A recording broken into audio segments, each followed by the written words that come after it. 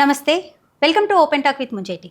ఈరోజు మనతో పాటు స్టూడియోలో commando chief editor Munjeti Ramarao garu ఉన్నారు. ఆయనతో మాట్లాడే ప్రయత్నం చేద్దాం. సార్ నమస్కారం. నమస్తే. సార్, ఇప్పుడు సోషల్ మీడియా ఓపెన్ చేస్తే ఓవరాల్గా మొత్తం కాక్రోచ్ జనతా పార్టీ దాని మీదనే చర్చ ఒక విపరీతంగా చూస్తున్నారు, చెప్తూ ఉన్నారు కూడా. అసలు ఈ కాక్రోచ్ జనతా పార్టీ ఆవిర్భవించడానికి గల కారణాలేంటి? అసలు ఎవరిని ఉద్దేశించి చేసే ఇప్పుడున్న పార్టీలకి ఇది ఒక రకంగా భయంకరంగా పార్టీలాగా తయారవ్వబోతుందా?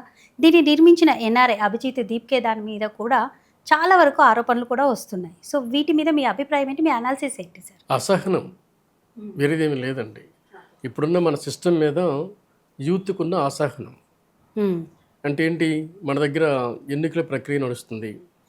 అధికారంలోకి ముఖ్యమంత్రి వస్తారు, కొంతమంది మంత్రులు వస్తారు, ఇంకొంతమంది ఎమ్మెల్యేలు ఎంపీలు ఉంటారు. ఈ పరిపాలన సాగుతున్న క్రమంలో అవినీతి ఆటోమేటిక్గానే జరుగుతుంది. ఒక 75 ఏళ్ళు దాటిపోయిన స్వతంత్రం వచ్చి ఎంత అభివృద్ధి చేశాం, ఎంత అభివృద్ధి జరిగింది. పక్కనున్న చైనా మన తర్వాత స్వతంత్రం వచ్చింది. మొన్న ట్రంప్ వెళ్తున్నప్పుడు ఆ దేశం దగ్గర ట్రంప్ భయపడ్డారు. అమెరికా అధ్యక్షుడే ఆ దేశం దగ్గర భయపడ్డారు ఆయన. మన ఇండియా కనుక ఆయన వస్తే ఎంటైర్ సర్వీస్ మొత్తం వాళ్ళ చేతిలో వెళ్ళిపోతుంది. సెక్యూరిటీ వాళ్ళ చేతిలో వెళ్ళిపోతుంది, రోడ్లు వాళ్ళ చేతిలో వెళ్ళిపోతాయి, ఎంటైర్ మొత్తం వాళ్ళ అండర్లోకి వెళ్ళిపోతాయి. మనం జస్ట్ ప్రాక్టికలమే. అలాంటిది మన చైనాకి వెళ్ళిన తర్వాత ఏం జరిగింది? అంత చైనా అండర్లో ఉన్నాడు ఆయన. చివరికి వాళ్ళు ఇచ్చిన గిఫ్ట్లు కూడా తీసుకోవడం మానేశాడు, అందులో ఏముందనని. సో ప్రతి చోట కూడా అంటే చైనా ఎంత బలపడింది. మన తర్వాత స్వాతంత్రం వచ్చిన చైనా ప్లస్ మనతో ఫైట్ చేసిన చైనా 60స్లో మళ్ళీ ఆ స్వాతంత్రానికి ఇండియా సహకరించింది ఆ రోజుల్లో. ఇప్పుడు ఎక్కడుంది చైనా, మనం ఎక్కడున్నాం? ఇంత నిధులు దేశం దగ్గర ఎన్నెన్నో, ఇప్పుడు జిఎస్టీ ఎంతో ఇన్కమ్ ఉంది. ఒక ఆర్మీ పరంగా అంత బలంగా లేము, అభివృద్ధి పరంగా అంత బలంగా లేము. ఇక నిరుద్యోగం అయితే తాండవిస్తుంది. అంటే ఏ విషయంలో మనం ముందుగా లేము, పెద్దగా ఏమీ లేము, అంటే ఊహించిన స్థాయిలో లేము. జస్ట్ అంతా బెలూన్లో ఓహో పాహా అనుకుంటున్నాం అంతే, ఎంతకేమీ లేవు. ప్రపంచంలో అత్యంత పెద్ద ప్రజాస్వామ్య దేశంగా చెప్పుకుంటున్న భారతదేశం, ప్రపంచంలోనే అతిపెద్ద రాజ్యాంగం ఉన్న భారతదేశం పత్రికా స్వేచ్ఛలో ఎక్కడుందో ఈ మధ్య న్యూస్ వచ్చింది. పాకిస్తాన్ తర్వాత ఉన్నాం మనం. ఓకే. సో అంటే ఏంటి? ఇదంతా ఒక కల్పిత సక్సెస్లా కనిపిస్తుంది.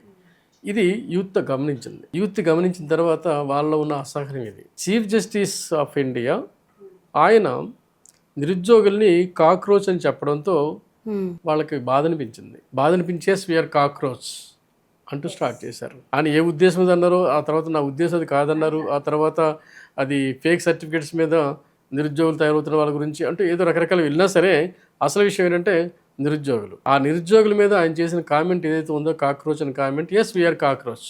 Yes sir. ఇంకోటి, ఇప్పుడు నిరుద్యోగ సమస్య అనేది ఎక్కడి నుంచి మొదలవుతుంది?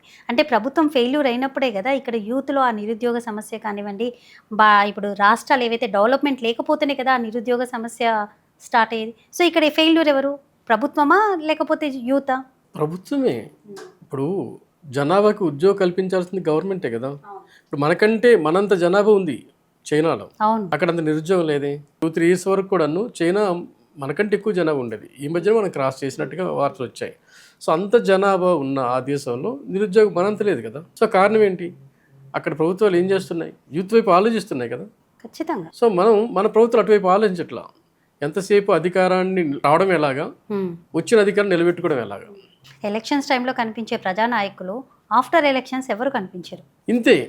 సో ఇది యూత్ ఏమో పూర్తిగా దీన్ని ఇబ్బంది పడుతుంది. ఏంటంటే ఇట్లాంటి నిర్మాణంతో యూత్ పూర్తిగా అసహించుకుంటుంది. సో వాళ్ళు ఓటు వేయడానికి ఉత్సాహం చూపించట్లేదు, అలాగే అభివృద్ధి వైపు ఉత్సాహం చూపించట్లేదు. నిరాశపడిపోయారు, నిస్పృహ పడిపోయారు, బద్ధకంగా తయారయ్యారు, మొబైల్కి అతుక్కొని పోయారు, లేదు సినిమాలకు అతుక్కొని పోయారు, లేదు ఎంటర్టైన్మెంట్కి అతుక్కొని పోయారు. ఇందులో మన పార్టీ లేదు కదా. ఈ రాజ్యాంగ నిర్మాణంలో కానీ ప్రభుత్వ నిర్మాణంలో కానీ మన పార్టీ పెద్దగా ఏం లేదు. ఏదో వాళ్ళ ఏదో చూసుకుంటున్నారు. అప్పుడు కొన్నాళ్ళు కాంగ్రెస్, ఇప్పుడు బీజేపీ, రేపు మరో పార్టీ, అందరూ ఒకటే కదా. బీఆర్ఎస్ అయితే ఆల్రెడీ ఒకటి వచ్చింది ఇక్కడ. అట్లా అందరూ ఒకటే కదా, అన్నీ ఒకే మోసం, ఒకే బాటిల్లో రకరకాల రంగులు మారుతున్నాయి తప్ప బాటిల్ అదే కదా అన్న ఉద్దేశంతో నిస్పృహకి కారణమే ఈ కాక్రోచ్ జనతా పార్టీ. అది మనకు బయటపడింది.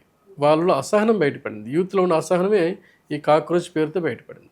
దట్టు ఇంకోటి ఆ సోషల్ మీడియా వేదికగా వాళ్ళ స్థాపించుకున్న పార్టీ అది.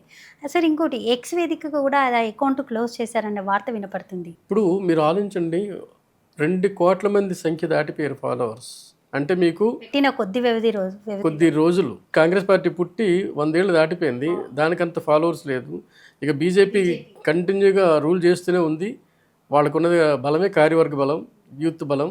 వాళ్ళకంత ఫాలోవర్స్ లేరు. నిన్న కాక మొన్న ఎక్కడో అబ్రాడ్లో ఉన్న అతను, ఎన్ఆర్ఐ ఉన్న అతను సోషల్ మీడియాలో స్టార్ట్ చేస్తూ వీఆర్ కాక్రోచెస్ అని చెప్పి స్టార్ట్ చేసిన దాంట్లో కొద్ది రోజుల్లోనే 2,00,00,000 మంది దాటిపోయారంటే అది మనలో ఉన్న అసహ్యాన్ని అర్థం పడుతుంది. సార్ ఈ అభిజిత్ దీప్కే దాంట్లో కూడా ఇప్పుడు బీజేపీ ఎంపీ నిషికాంత్ ఆయన ఒక ఆమ్ ఆద్మీ పార్టీ కార్యకర్త, సో కావాలనే ఇలాంటి వేదికని సృష్టించాడు అన్న ఆరోపణ కూడా వస్తుంది, వినపడుతుంది. ఇలాంటి మార్పుని కోరుకోలేని రాజకీయ నాయకుల్లో వాళ్ళలో ఉన్న అసహనం, అది వాళ్ళలో ఉన్న అసహనం అంటే ఇట్లాంటి దాన్ని యాక్సెప్ట్ చేయాలి. యూత్ ఎందుకు మన పట్ల ఇలా వ్యతిరేకత చూపిస్తుంది, అది వీళ్ళు ఏం ఆలోచించాలి కదా. కోరుకోవాలి, అవును, వీళ్ళకి ఏం చేయాలి మనం విషయం. అనాలి తప్ప వాళ్ళ మీద మళ్ళీ 4 రాళ్ళు వేయకూడదు. ఒకవేళ ఓకే ఆప్ కార్యకర్త అయితే మాత్రం ఆప్ కార్యకర్త చేయకూడదా ఏంటి? లేదు బీజేపీ పడని ఇంకో పార్టీ ఉంటుంది, ఆ కార్యకర్తలు చేయకూడదా ఏంటి? ఉద్యమం ఆయన ఏమి అభూత కల్పనలు చెప్పటం లేదే. ఆయన ఆన్లైన్లోనే ఇవన్నీ చేశాడు.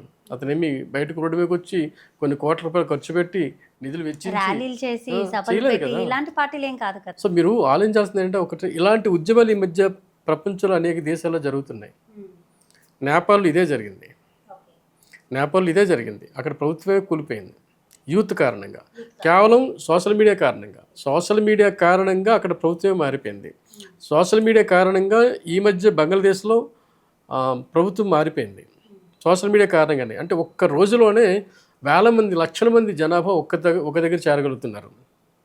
ఇంతెందుకండి, ఆమ్ ఆద్మీ పార్టీ కేజ్రీవాల్ గారు ఆప్కా, ఆ పార్టీకి ఉన్న బ్యాక్గ్రౌండ్ ఏంటి? ఎగ్జాంపుల్ మన దేశంలోనే మన రాష్ట్రంలోనే ఎగ్జాంపుల్ తీసుకో. కేజ్రీవాల్ పార్టీ ఎలా వచ్చిందండి? సోషల్ మీడియా వల్లనే కదా.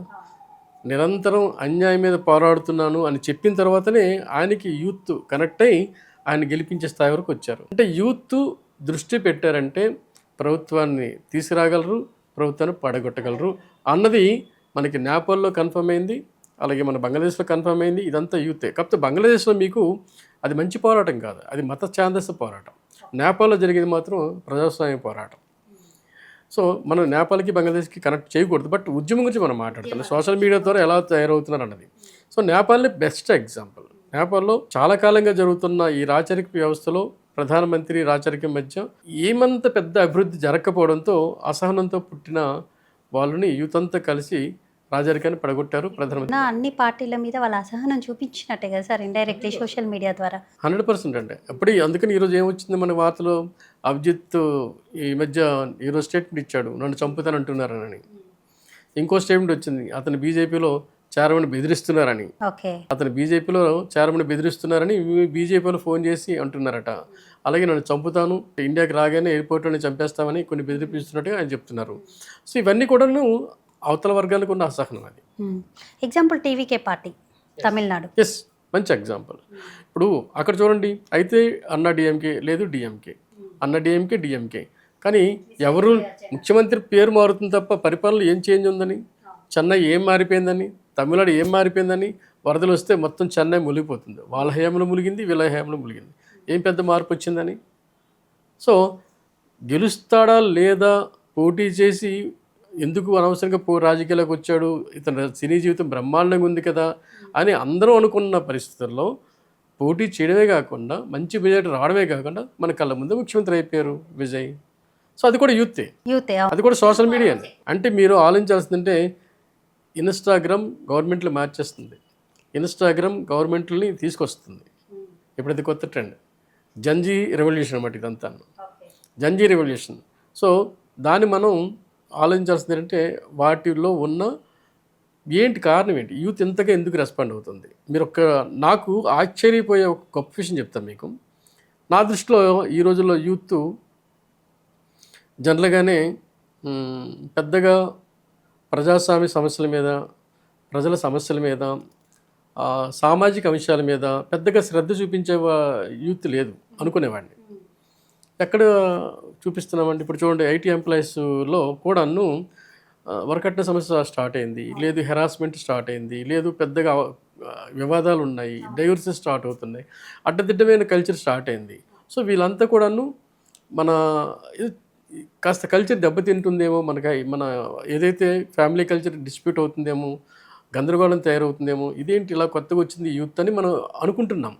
అంటే సామాజిక అంశాలు వీళ్ళు పట్టట్లేదు, వీళ్ళంతసేపు షాపులకే వెళ్తారు, లేదు వాళ్ళ ఎంటర్టైన్మెంట్ వాళ్ళది, కష్టపడతారు, ఖర్చు పెట్టేస్తారు అంటే సోషల్ రెస్పాన్సిబిలిటీ లేదు అనుకునే వాళ్ళు అంతే. అని మనం అనుకున్నాం యూత్ విషయంలో. కానీ ఈ అభిజిత్ కారణంగా కాక్రోచ్ జనతా పార్టీ నుంచి మనకు అర్థమవుతుంది కదా సార్. యూత్లో కూడా ఆలోచించే వర్గం బలీయంగా ఉంది, అది కూడా చాలా పెద్దగానే ఉంది అన్నది ఈ కాక్రోచ్ జనతా పార్టీ ఒకటి, రెండోది విజయ్ గెలవడం ఒకటి, ఇలాంటివన్నీ మనకి నేపాల్ పరిణామాలు. కూడా ఎగ్జాంపుల్ నేపాల్ ఇవన్నిటికీ అసలు మెయిన్ ఎగ్జాంపుల్, చాలా పెద్ద ఎగ్జాంపుల్.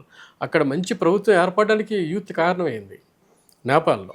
అదే రేపొద్దున అంటే ఏంటి మనం ఆలోచించాల్సింది, మన రాజకీయ నాయకులు ఈ కాక్రోచ్లతో ఒక రకంగా చెప్పాలంటే దడపడుతుందనే చెప్పుకోవాలి.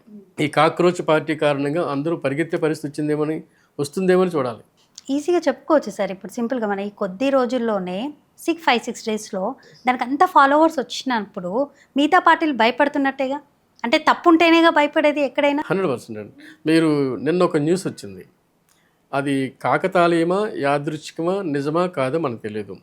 ఈరోజు అన్ని పేపర్లో ప్రధానమంత్రి గారు ఏమన్నారు, తన దగ్గరకు వచ్చిన మంత్రులతోనూ ఎంపీలతోనూ ఏమన్నారు, మీకు ఇన్స్టా అకౌంట్ ఉందా, దాంట్లో ఫాలో అవుతున్నారా, ఏమైనా వీడియోలు పెడుతున్నారా, మీరు ఏం చేస్తున్నారు అని అడిగారు. దాని బలం ఏంటో ఆయనకు బాగా తెలుసు, అర్థమైపోయింది సుధీర్. బాగా తెలుసు. మీరు ఇంకొక విషయం గుర్తుపెట్టుకోండి, మోడీ ప్రభుత్వం మొదటిసారి ఏర్పడినప్పుడు, ఫస్ట్ టైం ఏర్పడినప్పుడు మోడీ ప్రభుత్వం, ఆయన సోషల్ మీడియా మీదే బలంగా ఉంటూ అధికారంలోకి వచ్చారు. మోడీ అప్పుడు కేవలం సోషల్ మీడియా మీద ఆధారపడి అధికారంలో సంపాదించగలిగారు. ఆయనకి దాని విలువ తెలుసు, దాని బలం తెలుసు. అందుకే మళ్ళీ ఈ దూబే కారణంగా మళ్ళీ ఆయనకి అది గుర్తొచ్చిందేమో తెలియదు, కానీ బట్ ఆయనకి అన్నీ తెలుసు, తెలియదు. కానీ మళ్ళీ ఏం జరిగింది, నిన్న ఈ ఇన్స్టా గురించి ఆయన మాట్లాడారు. మీకు ఖాతా ఉందా, దాంట్లో ఏమైనా ఫాలో అవుతున్నారా, ఎంతమంది ఫాలో చేస్తున్నారు, ఇది ఆయన చర్చించినట్టుగా మనకి ఈరోజు వార్తలు వచ్చాయి. దానికి ఉన్న బలం అలాంటిది. అంటే రేపు పొద్దున్న ఇన్ కేస్ ఇప్పుడు మీరు అన్నట్టుగా ప్రతి ఒక్కరికి ఒక ఖాతా అనేది అకౌంట్ ఉంటే ఇన్స్టా, సోషల్ మీడియాలో ఓవరాల్గా ఇప్పుడు వాళ్ళ పాలన ఎలా ఉంది, సో ఇంటరాక్టివ్ అయితే అయ్యే అవకాశం ఉందంటారా ప్రజలు? 100% అండి.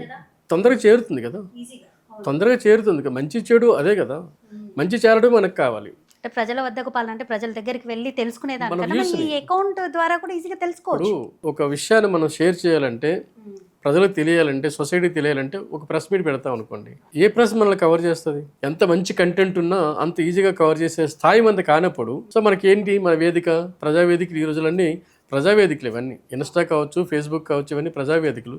ఈ ప్రజావేదికల కారణంగా ప్రజాస్వామ్యం పరిడిల్లుతుంది ఖచ్చితంగాను. ఇప్పుడు ఈ కాక్రోచ్ జనతా పార్టీ, ఆయన లక్కీగా జనతా పార్టీని పేరు పెట్టాడు ఆయన. మీరు ఒక విషయం మీరు ఆలోచించాలి, ఇందిరాగాంధీ 1975లో అత్యవసర ఎమర్జెన్సీ టైంలో పోరాడే పార్టీ పేరు జనతా పార్టీ. అంటే కాంగ్రెస్ నిరంకుశ పాలనని అనేక రాజకీయ పార్టీలన్నీ ఒక వేదిక దగ్గరకు వచ్చి జనతా పార్టీని పేరు పెట్టుకొని, ఆ పార్టీ పేరుతో ఇందిరాగాంధీ మీద గెలిచిన పార్టీ జనతా పార్టీ. అప్పుడు 70s ఇది ఒక ఉద్యమ పార్టీ ఆ రోజుల్లో జనతా పార్టీ. జయప్రకాష్ నారాయణ దాని ఉద్యమ నాయకుడు. ఆ రోజు ఆ పార్టీ వ్యవస్థాపకుడికి ఆయన కారణం. ఇప్పుడున్న మోడీకి సీనియర్స్ ఎవరైతే ఉన్నారో, వాజ్పేయి కావచ్చు, అద్వానీ కావచ్చు, బీజేపీ శ్రేణులు కావచ్చు, జనతా శ్రేణులు, ఇప్పుడు ఎవరైతే ఆల్మోస్ట్ పెద్ద పెద్ద నాయకులు ఎవరైతే ఉన్నారో వాళ్ళంతా అంటే కాంగ్రెస్ వ్యతిరేకులు. ఆ రోజంతా ఆ పార్టీలో ఉండేవాళ్ళు. ఆ పార్టీ తర్వాత బీజేపీ గాను, జనతా పార్టీ కానీ అనేక జనతా పార్టీలుగా ముక్కలేదు అనుకోండి. ఇప్పుడు జనతా పార్టీ అనేది అప్పుడు పుట్టుకొచ్చింది. ఈయన మరి ఆయనకి ఎలా తోచిందో తెలియదు, దీన్ని కూడా కాక్రోచ్ని యాడ్ చేశాడు, కాక్రోచ్ జనతా పార్టీ చేశాడు. అది ఆయనకు కలిసి వచ్చిందేమో మొత్తం మీద. ఈరోజు ఆంధ్రప్రదేశ్, తెలంగాణ, ఎంటైర్ ఇండియాలో దాని గురించి ఆలోచించే పరిస్థితి. ఖచ్చితంగా సార్. ఎందుకంటే ఒక పార్టీ ఆవిర్భవించాలి అంటే ఎన్నో ఉద్యమాలు చేయాలి, దాని గురించి మాట్లాడుకోవాలి, ఎన్నో సభలు పెట్టాలి, ఏవేవో మాట్లాడుతూ ఉంటారు. ఆ పార్టీ ఆ జనాల్లోకి వెళ్ళాలంటే కూడా ఎంతో టైం పడుతుంది, టైం టేకెన్. కానీ ఇది పెట్టిన 5-6 డేస్లో ఇంతమంది కోట్ల జనాలకి చేరిందంటే నాట్ ఈజీ కదా. రేపు పొద్దున్న ఇతను ఇన్స్టాని బ్లాక్ చేసినా, లేదా ఇంకొక ఇన్స్టా తీసినా, లేదా అతను మళ్ళీ మనసు మార్చుకొని ఏ పార్టీలో చేరిపోయినా, లేదు అతను మళ్ళీ అజ్ఞాతంలో వెళ్ళిపోయినా సరే, యూత్కి ఒక ఇండికేషన్ ఇది. ఓకే, మనం అంటే మెయిన్ పార్టీస్కి కూడా ఒక ఇండికేషన్ కదా సార్. ఖచ్చితమైన ఇండికేషన్, మామూలు ఇండికేషన్ కాదు అది. యూత్ని నెగ్లెక్ట్ చేస్తే సక్సెస్లో కానీ, పరిపాలనలో కానీ, పాలనలో కానీ, సమాజ నిర్మాణంలో కానీ యూత్ని నెగ్లెక్ట్ చేస్తే ఎటువంటి పరిణామాలు ఉంటుంది అన్నది ఇది పెద్ద ఎగ్జామ్. చిన్న ఉదాహరణ, జస్ట్ హింట్ ఈ ఇచ్చినట్టుగా. రోజు అది పెద్ద ఉదాహరణ అండి.